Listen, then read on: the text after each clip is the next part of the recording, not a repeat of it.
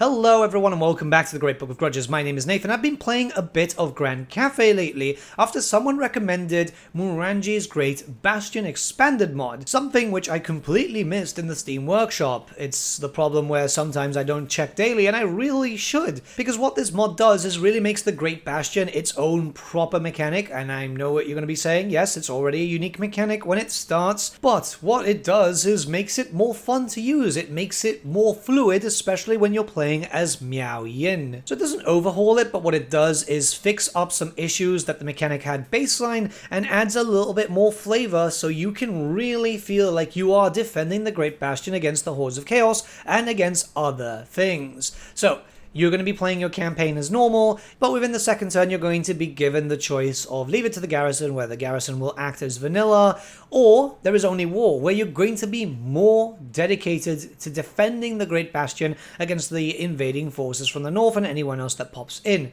This means that you're going to have a little bit more to go for. You're going to be jumping into other people's wars. If you see Village coming in and you're not ready to fight him, well, unfortunately, you're going to have to.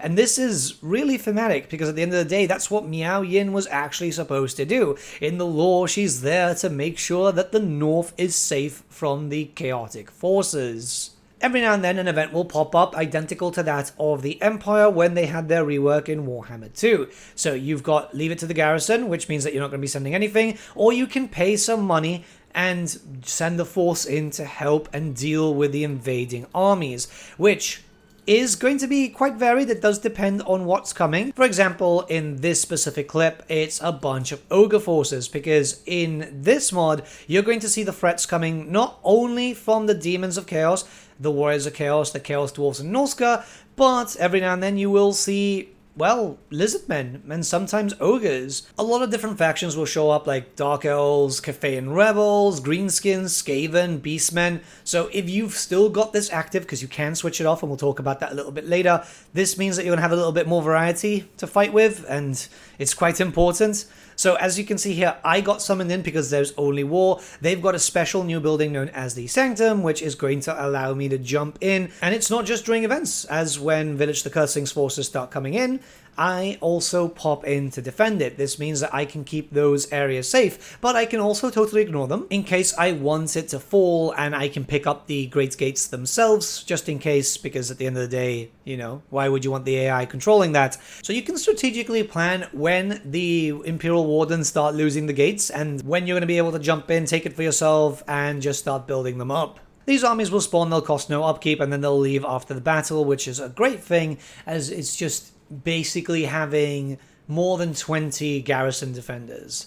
I'm not sure what the total maximum is, but it's fairly large, and it does mean that if you do end up with quite heavy invasions, well, you're going to be able to defend yourself, because sometimes they can get quite difficult with this mod, as the invasions totally work now. And you can kind of plan when to attack, so this helps out quite heavily. The invading forces sometimes will just lay siege and wait to be able to get the attrition out. You get the force spawning in. You can just delete them if you so wish, just in case you want the Imperial Wardens to lose the building, but that also means, yeah, you can jump in, kill them off, and have the Wardens still be Wardens. Invading forces will get stronger as time progresses for your campaign. This is very early in with Legendary Campaign. There's what, 5 armies I think there was at the very beginning, and not only that, Zatan won't turn around and kill them, which I think is very important. I think the AI Chaos factions just totally ignore them this time, which, you know, back then was great for Zatan if he wanted to level up, but when you're playing as Cathay, you want to deal with the invasions yourself, right? You want to actually get the bonuses and the experience. You're able to do that now. The defense buildings have been improved. There are 4 building chains, and one of them is the Sanctum chain, which automatically summons emergency force or reinforcements. These will be the forces that add to your defensive line.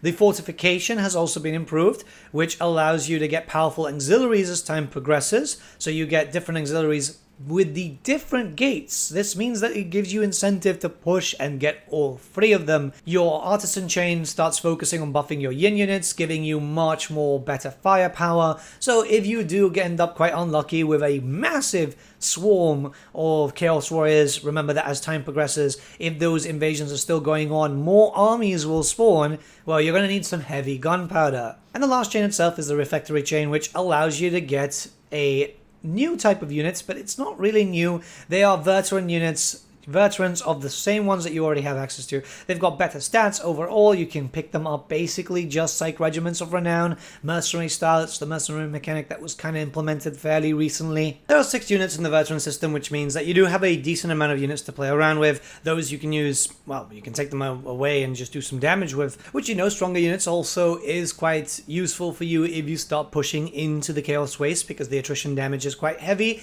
and in some cases you will end up pushing into the Chaos Wastes. As you leave units in the Great Bastion, you will notice more events popping up with Beastmen attacks, for example over here, where you can fight the battle directly, or you can also get a boon. This will lead to the battle, but you've paid a little bit of treasury and you've been able to get a bonus for that one turn, so it might give you that little bit of an edge that you might need against certain forces. Not so much versus the Beastmen, because, I mean, they're not great in combat, but you never know if they catch you off guard with a depleted garrison. With Miao Yin, you'll also have access to unusual locations that will spawn in the Great Bastion, and this will give you some bonuses, for example, over here for Terracotta Sentinels. You've got this to be very special for you, but if you decide to play as your own bow, you also have some other stuff, like just the stone and steel stuff, just getting faster replenishment. I'll let you discover that with your own bow. I kind of look at this towards Miao Yin a little bit better, because I think it's kind of cooler when it's a Miao Yin thing. I'm not sure if this is just me, but invasions do feel a little bit more common, which is great if you want to level up characters. That's definitely a big thing. Getting the Sanctums up and running is going to be much more important if you decide to get them early. Obviously, I'm using a mod here to be able to confederate the Imperial Wardens, just to be able to show that off. But yeah, I mean, this is turn 13, getting an invasion in. It can happen more. It can happen pretty common as soon as you get them off, which I think is going to make it feel like, yes, you are fighting the endless hordes of chaos. Now, we have to talk about one thing. In some cases, you're not going to want this, right? Especially as you start expanding and going into the Darklands and starting to invade Lustria and stuff like that.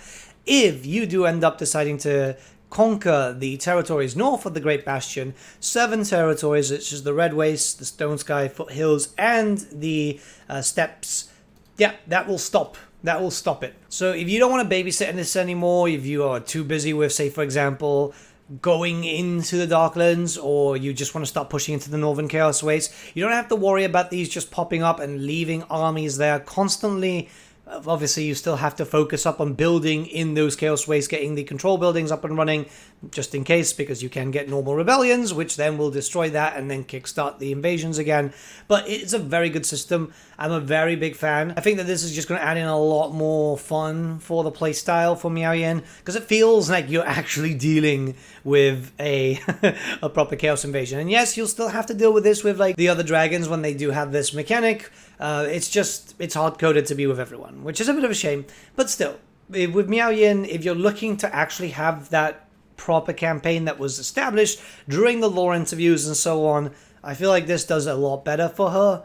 I mean, she's still cold and aloof, you know, 5,000 times later, but definitely feels a lot more flavorful. But yeah, you can find this mod in the description below. Let me know what you guys think in the comments below. I do apologize for not covering this sooner. Honestly, it completely slipped my mind, which is a bit of a shame.